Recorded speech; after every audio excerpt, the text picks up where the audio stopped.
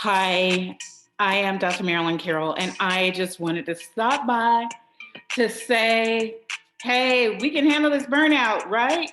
So I've heard from a lot of students talking to me about how burned out they are with everything that's going on, from still dealing with COVID to having other crises that are coming up in their life, along with just day to day things. Work taking a different turn, a different toll, having more work to do because now that we're back in the office, the schedules have changed somewhat, and people are just having to do more. So how do you get through this? How do you get everything done? And so I'm going to show my screen. First, let me pull up the PowerPoint presentation and some tips I just wanted to share with you on burnout. Um, since many of my students are complaining about this, as well as family members. So I wanted to share a little bit with you based on some research I have done around positivity and burnout. So here goes.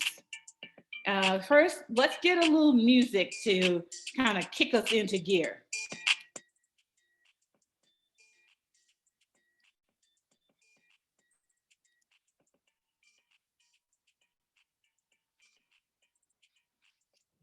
All right.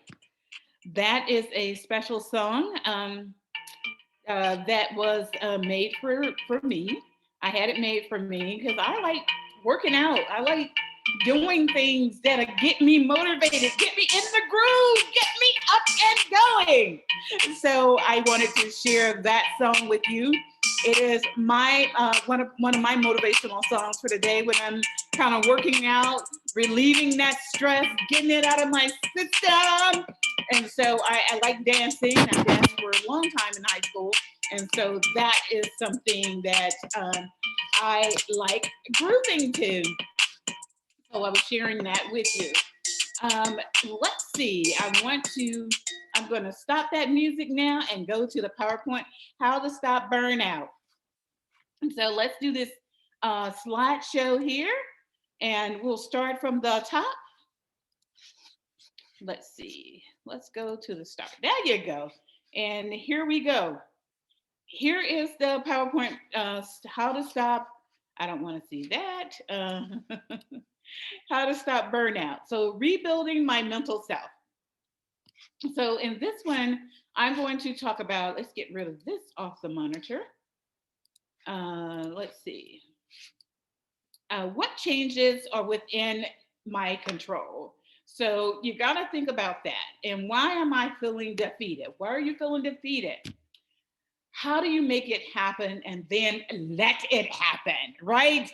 How do you stop worrying and let it happen and then, or make it happen and then let it happen? Make it happen, but stop worrying and then let it happen. And then how do you maintain a healthy work rest habit? And that includes school, it includes work, it includes life events, just whatever the case is. You want to make things happen that helps you to relax and then let it happen. And then how do I maintain a healthy work rest habit? I said that one. And then be active, then idle. So what do you mean by that, Dr. Carroll? Well, you're going to be active, and then you have to have some downtime where you're idle and you're not doing much. Go and let go. Go. Yes, you're going to go. You don't have to do things, but you got to let go. You got to let things happen as they need to happen. And then you're going to incorporate transitions within your day. For example, my first thing in the morning is prayer and meditation. And then after prayer and meditation, I go into my learning mode. And so I'm reading articles, I may be doing research. If I have a class, I'm doing my classwork. At that time, I'm finishing that up. So that's probably around my second hour of the day before I even get involved with anyone else. Now, for me, what I learned and started doing, and it's been great for me, even though I live by myself, but when I was had somebody at home with me, I would get up so it's become a habit. I get up at I would get up an hour or two earlier because when I had kids at home, I noticed that once they awaken and everybody else in the house, it was hard for me to focus and concentrate because I had those things top of mind. And so for me, while a student, I had to turn back and give myself the first 2 hours of my day. And since that time, I practiced that all along. The first 2 hours of the day belong to Maryland. Or you can say 24 hours times 20% is 4.8 hours. So I at least should have, if I do 20%, but let's do 10%. So 2.4 hours of my day should be to me. If we're going by the 10% rule, 10% to yourself, 10% of your money back to yourself, 10%, 10%. And so that's my 2.4 hours. That's to myself. And what I choose to do with my 2.4 hours is up to me. In my case, I choose to meditate, pray, uh, exercise a little bit, as well as do my schoolwork. So that's my 2.4 hours beginning of the day that I give to myself. And so don't take yourself so seriously. I think a lot of us are taking ourselves too seriously. We're going too far. We're going too much. Instead of just in school, I found my success rate would happen once I just answered the questions that were in front of me.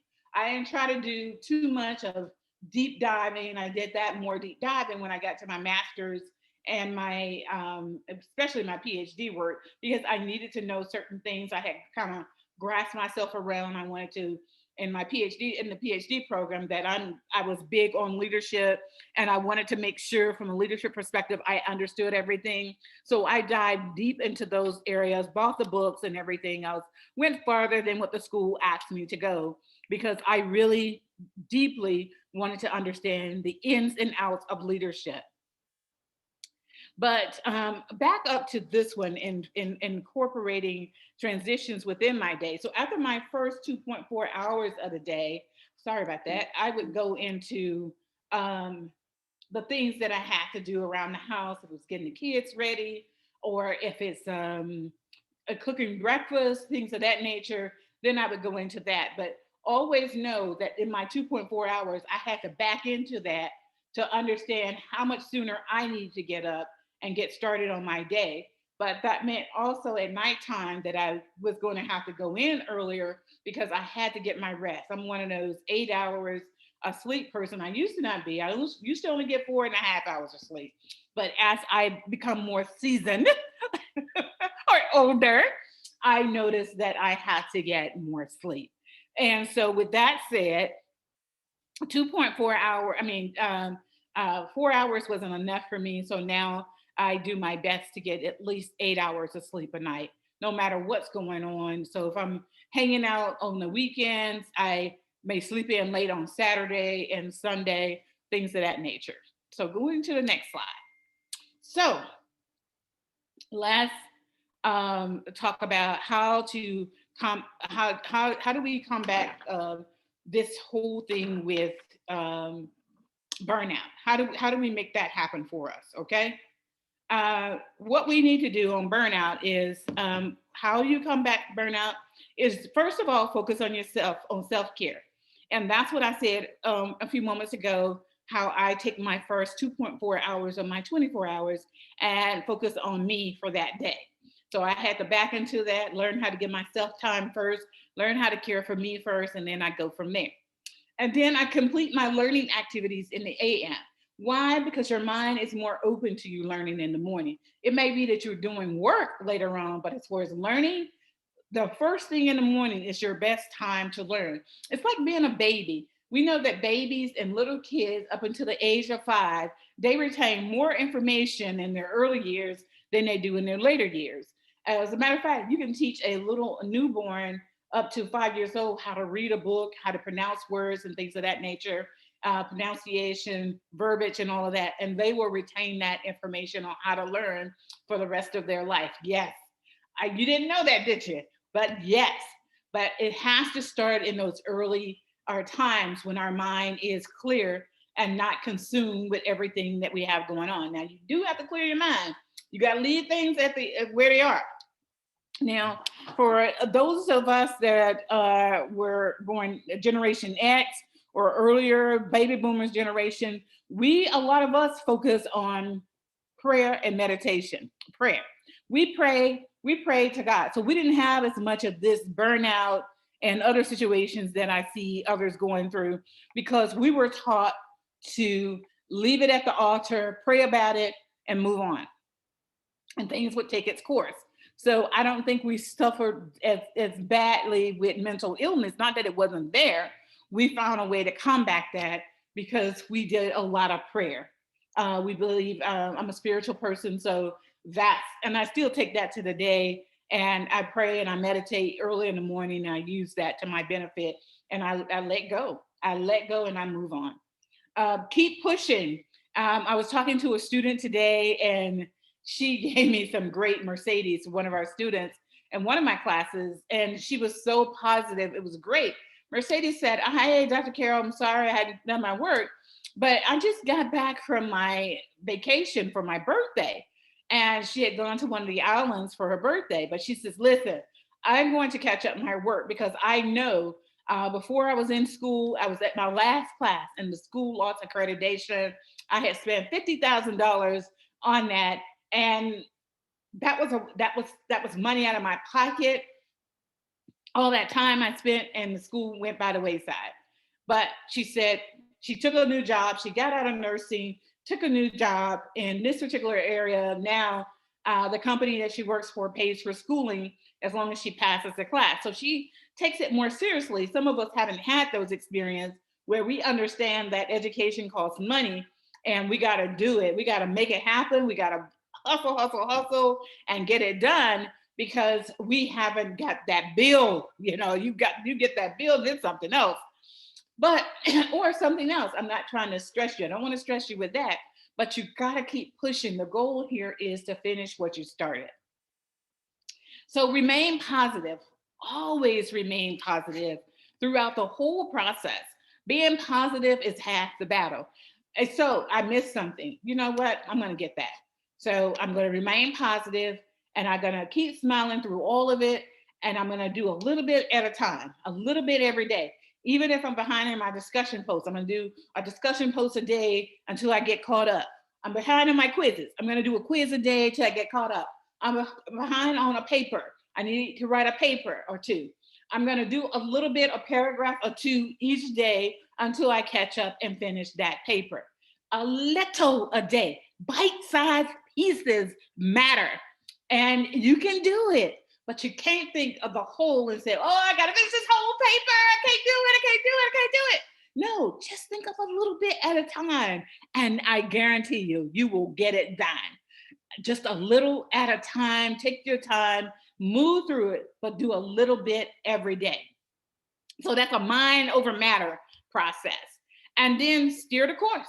Hey, I'm driving this thing. This thing is not driving me. You drive school, work, life, family life. Stir it in the direction you want it to go in. By slowly stirring it, you'll be amazed. You don't have to speed through things. You just have to get through it. All right? Don't speed, but get through it. Knowing what timelines you have makes a difference, but not focusing on those timelines, but really mostly focusing on a little bit at a time. And before you know it, you've caught up and you're achieving, you're beating this thing. So a little bit each day is what I say to that. Just a little bit each day makes so much of a difference. But you got to do a little bit each day. You can't say, "Well, I'm going to pick this back up on Saturday." And I'm telling you, I believe in this wholeheartedly. I have practiced it. I have done it. I have been in your shoes. So I know early in the morning is the best time to give that time. That's part of your give back time to yourself. All right. Don't give up. Don't give up. Because if you give up, then you lose.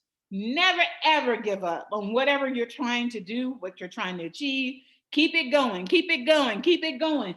Pushing, pushing, pushing. I was so tired over this last week. Just everything going on. My mind was like, it's so much.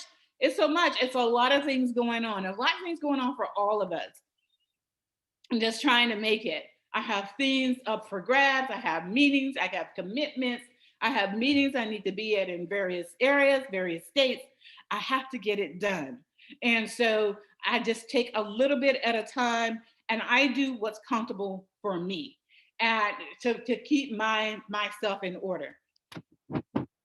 I didn't have this one in here, but you gotta stay around positive people because I noticed my day is really I love my family, mom, my sister, but they can be very negative on some things. And so that weighed me down. They're in my ear, weighed me down. So I had to think about how do I handle, how do I work with them so that I'm not so weighed down that I can achieve the things I need to achieve.